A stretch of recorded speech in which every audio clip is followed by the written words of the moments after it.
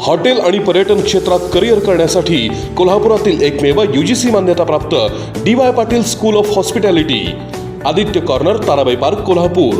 10वी आणि 12वी पास विद्यार्थ्यांना करिअरची सुवर्ण संधी. संपर्क 70 30 93 44 14 आणि 15.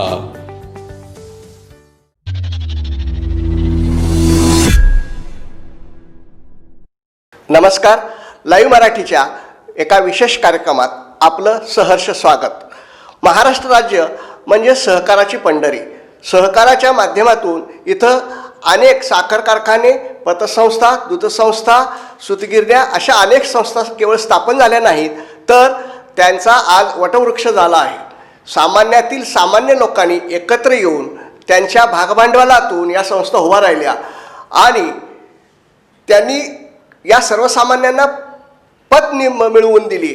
बारशापासून 12व्यापर्यंत त्यांच्या अडीअडचणी भागवल्या. आता गेल्या काही वर्षामध्ये सहकारामध्ये अपप्रवृत्ती घुसली आहे, खरं आहे. काही संस्था राजकीय अड्डे बनले, ही वस्तुस्थिती नाकारता येणार नाही.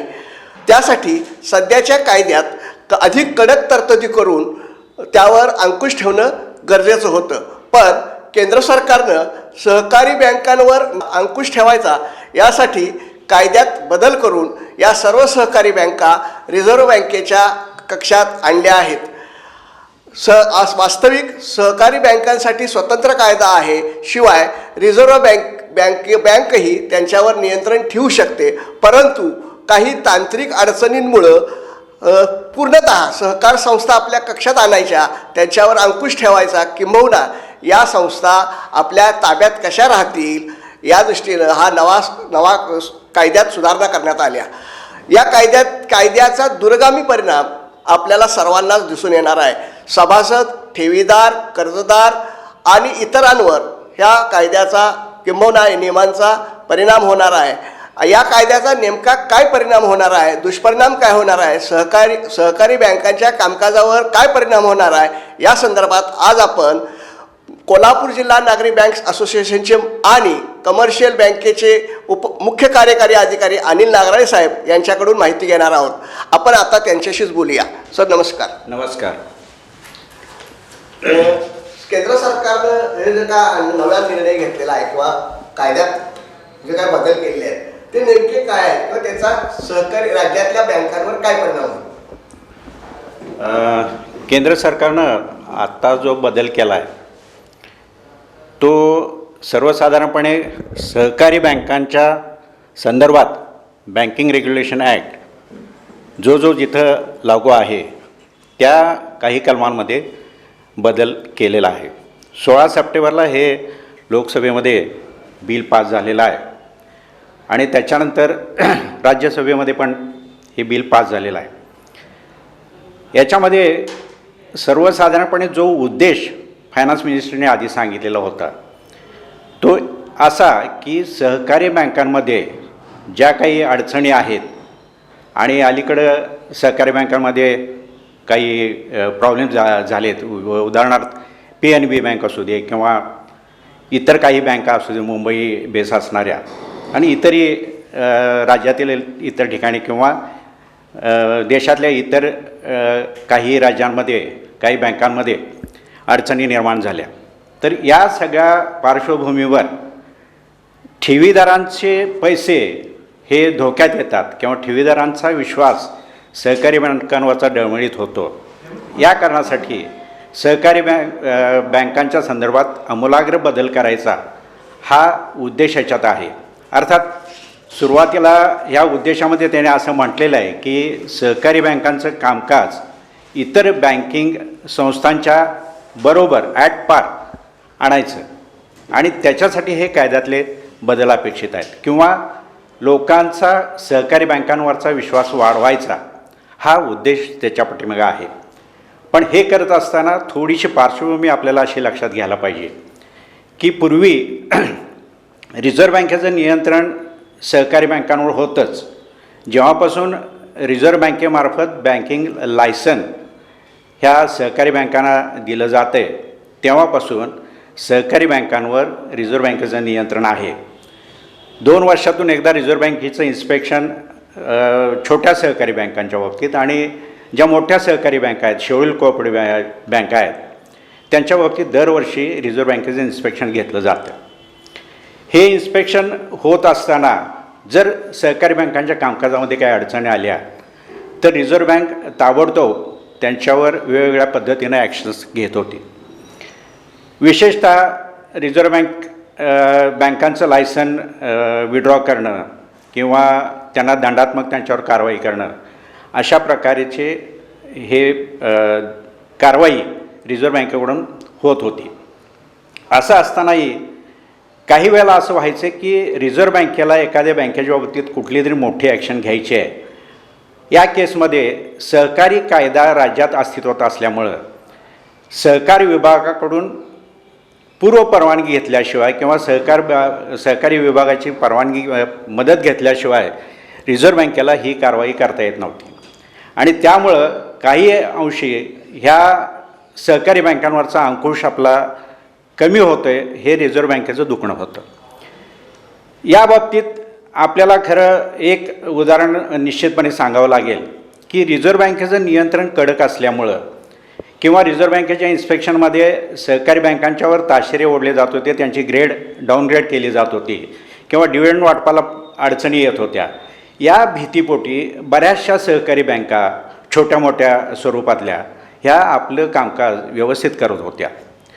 आणि हे करत असताना काही बँकांमध्ये उदाहरणार्थ PNB बँक या बँकेमध्ये का घोटाळा झाला आणि विशेषतः सलग 11 वर्ष रिझर्व्ह बँकेचं त्याच्यावर इन्स्पेक्शन होत असताना हा घोटाळा झाला कसा, हा मोठा प्रश्न आहे. अशा पद्धतीनं जर होत असेल तर ह्याच्यामध्ये सहकारी बँकांचा किंवा सहकारी कायद्याचा ह्याच्यात दोष काय आहे असा प्रश्न निर्माण होतो आहे. त्याचबरोबर 97 घटना दुरुस्ती जी झाली त्यामध्ये सहकारी कायद्यामध्ये आमूलाग्र बदल झाले. त्यानुसार सहकारी बँकांचे पोटनियमसुद्धा दुरुस्त करण्यात आले. त्याच्यामध्ये सहकारी तत्वातील काही गोष्टी ह्या थोड्याफार पद्धतीनं फरकानं बदलण्यात आल्या. विशेषतः सभासदांनी बँकेकडे व्यवहार करावा किंवा जनरल बॉडीला त्यांनी उपस्थित राहावं तरच त्यांना सभासद म्हणून पुढं हक्क प्राप्त होईल, अशा प्रकारचे ते बदल करण्यात आले. याशिवाय कर्ज देणे, संचालकांना कर्ज देणे, संचालक पात्रता निकष किंवा संचालकांचे काही म्हणजे कॅटेगरीज काही विशेष कॅटेगरीमधले संचालक मंडळावर निवडून यावेत अशा स्वरूपाचा तो कायद्यात बदल होता. आणि निश्चितपणे तो राज्यामधल्या सहकारी बँकांवर एक विशिष्ट अंकुश ठेवत होता किंवा त्याचा उपयोग होत होता.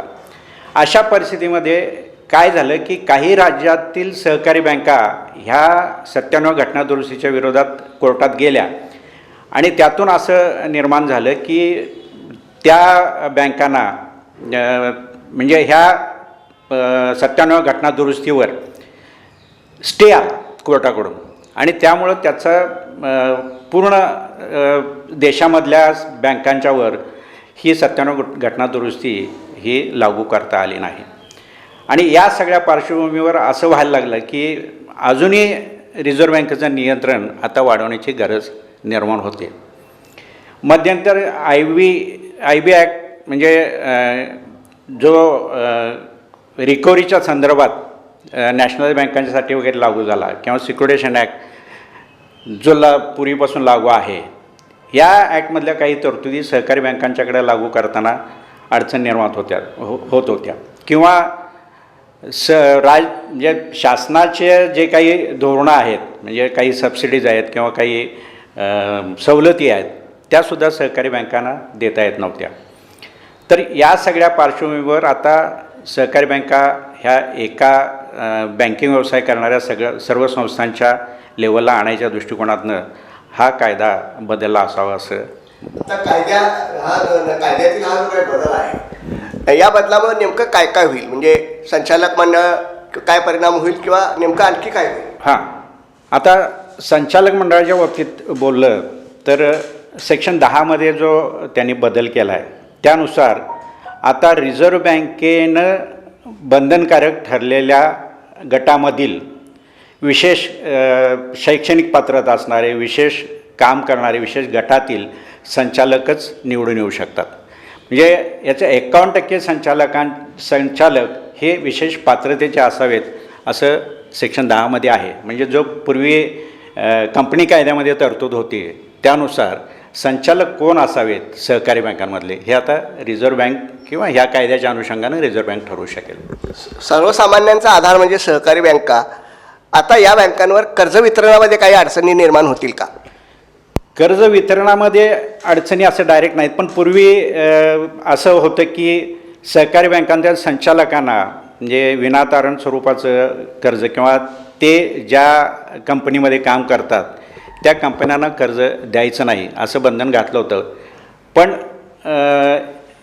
एका अर्थी तो बदल बँकांच्या सहकारी बँकांच्या फेवरमध्ये केला गेला आहे आणि सहकारी बँकांच्या संचालकांशी संबंधित संस्था किंवा संचालकांना काही प्रमाणात कर्ज द्यायला मुभा देण्यात आलेली आहे. अर्थात हे जे कर्ज दिलं जाईल ते प्रत्येक महिन्यानंतर त्याचा स्टेटस काय आहे हे एका स्टेटमेंटच्याद्वारे रिझर्व्ह बँकेला कळवणं हे बंधनकारक करण्यात आलेलं आहे. सहकारी बँका या लाखो सभासदांच्या जीवावर उभा राहिल्या. 200, 100, 1000 अशा पद्धतीनं भाग भांडवल उभारून हे बँका स्थापन झाल्या. या लाखो सभासदांचा विचार आरबीआयने या केंद्र सरकारनं करायला हवा होता की नाही? करणं आवश्यक होतं. आणि या कायद्यातील एक तरतूद जर बघितली तर सभासदांच्यावर हक्कावर बाधा येणार आहे असं दिसते. म्हणजे सेक्शन 12(1) आणि 2 ही जी तरतूद केलेली आहे त्यानुसार सहकारी बँकांना यापुढं रिझर्व्ह बँकेच्या पूर्वपरवानगीनं ज्या पद्धतीनं सरकारी बँका किंवा इतर ज्या व्यापारी बँका आहेत त्यांना शेअर मार्केटमध्ये शेअर्स खरेदी विक्री करायला परवानगी होती त्या पद्धतीनं पब्लिक आणि प्रायव्हेट इश्यू हे काढायला रिझर्व्ह बँकेच्या पूर्वपरवानगीनं सहकारी बँकांना परवानगी देण्यात आलेली आहे. अर्थात हे शेअर्स देतानाच दुसऱ्या बाजूला सहकारी बँकांच्याकडे जे शेअर्स सभासदांचे आहेत ते कुठल्याही परिस्थितीत परत करायचं नाही असं बंधन घालण्यात आलेलं आहे.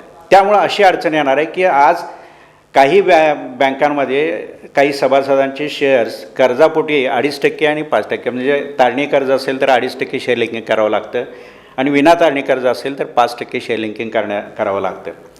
तर या प्रमाणात जर शेअर्स खरेदी केले असतील सभासदांनी आणि त्यांनी कर्ज भागवले तर त्या सभासदांना आता आपले शेअर्स हे परत घेता येणार नाहीत किंवा इव्हन कर्जामध्ये सुद्धा जमा करता येणार नाहीत. त्यामुळे जर त्यांना अडचण निर्माण झाली, काहीतरी घरगुती गरज निर्माण झाली, दवाखान्याची गरज असू दे किंवा आणखी कुठल्या असू त्यांना परत मिळणार नाहीत ही हा धोका निर्माण झाला. आणि त्याच्याबरोबर त्या कलमामध्ये अशी तरतूद केलेली आहे की कुठल्याही परिस्थितीत सहकारी बँकांनी आपलं शेअर भांडवल कमी करायचं नाही. तर ह्या मोठ्या प्रमाणात ही अडचण निश्चितपणे व्यवहारावर. या रिझर्व्ह बँकेचं सरकारी बँकांवर नियंत्रण आहे, पूर्णतः नियंत्रण आहे. अशा सरकारी बँकांमध्ये गेल्या कोरोनाच्या 3 महिन्याच्या 4 महिन्याच्या कालावधी 19,000 कोटी रुपयेचा घोटाळा झाला आहे. आणि असं असताना या सहकारी बँकांचं बोजा कशासाठी घेतला? हा बोजा म्हणजे आपल्याला काय म्हणायचं मला लक्षात. त्यांची जबाबदारी कशासाठी? राज्य सरकारनं बघितलं असतं, केंद्र सरकारला यात लक्ष घालायचं काय कारण? हां, केंद्र सरकारनं लक्ष घालायचं काही कारण नव्हतं हे एका अर्थी बरोबर आहे. अर्थात कसं आहे की संपूर्ण देशामध्ये बँकिंग व्यवसाय एकाच कायद्याखाली चालावा हा हेतू योग्य आहे. पण मुळात आपण मगाशी म्हटलं तसं की सहकार कायदा जर ह्याच्यावर नियंत्रण ठेवून असेल आणि मुळात सहकारी संस्था सहकारी बँका ह्या वेगळ्या उद्देशानं स्थापन झाल्या असतील तर त्यांचं वेगळेपण निश्चितपणे जपलं गेलं पाहिजे. सावकारांच्या पाशातून सर्वसामान्य माणूस मुक्त व्हावा, त्याच्या थोड्या छोट्या गरजा भागवाव्यात आणि ना नफा ना तोटा या तत्वावर या सगळ्या संस्था चालवाव्यात, त्यात कोणत्याही प्रकारचा व्यावसायिक दृष्टिकोन असू नये अशी एकूण मूळ भूमिका होती. आता या नव्या नियमाप्रमाणे व्यावसायिकता ही आलीच पाहिजे आणि या व्यावसायिकतेचा सभासद, ठेवीदार, कर्जदार आणि खातेदार या सर्वांच्यावरच परिणाम होणार आहे. एकूण सहकार क्षेत्र आपल्या ताब्यात घ्यायचं किंवा सत्ताधाऱ्यांना असं वाटतं की आपल्या हे क्षेत्र आपल्या ताब्यात नाही आणि त्यामुळे आपल्याला अडचणी येऊ शकतात. त्यामुळे सहकार क्षेत्र ताब्यात घेण्याचा हा काय डाव आहे का? सहकार क्षेत्र ताब्यात घेणं वगैरे हा म्हणजे शब्दप्रयोग मी नाही करत, पण मला असं वाटते की सहकारी बँकांचा खोलवर जाऊन त्यांच्या कामकाजाबाबत किंवा त्यांच्या व्यवहारावर होणारा दूरगामी परिणाम याचा विचार मात्र या कायद्याच्या बदलामध्ये निश्चित केला गेलेला नाही आहे. सहकारी बँकांची आजची भूमिका काय आहे? विरोधात या नियमांच्या विरोधात कोर्टात वगैरे जाण्याची शक्यता आहे का? काय भूमिका राहील? आत्ता 16 सप्टेंबरलाच हे लोकसभेत आणि त्याच्यानंतर राज्यसभेत बिल पास झाले. याच्यामध्ये अगदी मोठ्या प्रमाणामध्ये एकत्र येऊन लढा उभारायचा वगैरे असं काय आत्ता तरी कुठं हालचाल दिसत नाही. पण आमच्या स्थानिक लेवलच्या ज्या असोसिएशन आहेत किंवा राज्य फेडरेशन आहे, नॅशनल फेडरेशन नॅपकॉ ज्याला म्हणतो आपण, त्या सगळ्या लेवलला याच्यावर सविस्तर चर्चा चालू आहे. मी काही इतर पुण्यासारख्या असोसिएशनच्या लोकांशी पण चर्चा केली, पण एकंदरीत असं दिसते की ठेवीदाराचं काही अंशी जरी हीच होणार असलं तरी सभासदांच्या बाबतीत ह्याचा दूरगामी वाईट परिणाम होण्याची शक्यता नाकारता येत नाही.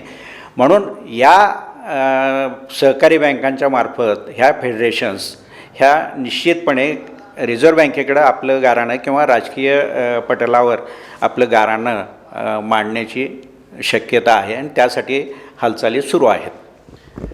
एकूणच सहकार क्षेत्रावर ताबा मिळवायचा आणि काही पक्षांचं त्यावर असलेलं वर्चस्व संपवायचं हा त्यामागे हेतू आहे. किंबहुना जर सभासदच उद्ध्वस्त होणार असेल, सभासदाच्या हक्कावर गदा येणार असेल, तर सभासदांनी कोणती भूमिका घ्यायला हवी? सभासदांनी याच्या बाबतीत निश्चितपणे जिथं सभासदांचा हक्क डावलला जातो आहे किंवा मूळ कायदा करत असताना त्याच्यावर सुद्धा भरपूर अभ्यास झालेला असणार, त्याच्यानंतर कायद्याचं गठन झालेलं आहे. असं असताना मूळ कायद्यातील तत्त्वांची पायमल्ली करून जर समजा नवीन कायदा अस्तित्वात येत असेल तर सभासदानं जागरूकतेनं त्याला विरोध करणं आणि प्रसंगी त्यासाठी न्यायालयात धाव घेणं गरजेचं आहे. नागराज साहेब, आपण वेळात वेळ काढून आमच्या लाईव्ह मराठीच्या कार्यालयात आलात आणि सहकार बँकांविषयीच्या नव्या नियमातील बदल आणि या संदर्भातली सविस्तर माहिती दिलीत, याबद्दल धन्यवाद. आभारी आहे. आजच आमचे लाईव्ह मराठीचे यूट्यूब चॅनेल सबस्क्राईब करा आणि नोटिफिकेशनसाठी बेल आयकॉनवर क्लिक करा.